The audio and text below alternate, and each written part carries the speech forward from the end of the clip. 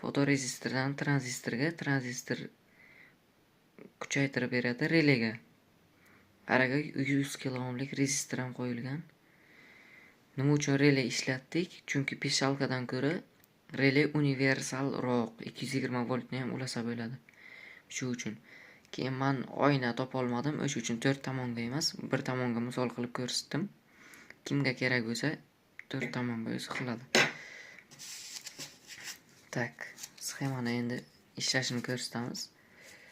Masalan, bitta to'siq to'sildiki, relay ishga tushadi. Mana shunaqa. Mana.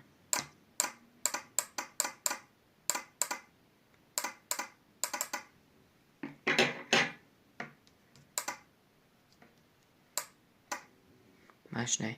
Biz ko'rgan videoga lazerning nuri o'rtaga ham ko'rinib turgan edi. Bu effekt menimcha par bilan hosil qilingan. Biz ham hozir par ishlatib ko'ramiz.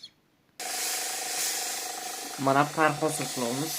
O'rtaga ko'rganlaringizdek lazerni liniya o'tibdi.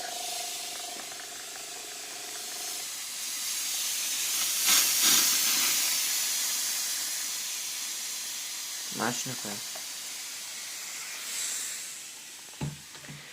Shunday qilib loyiha yakunlandi deb o'ylayman. Keyingi videolarga ko'rishguncha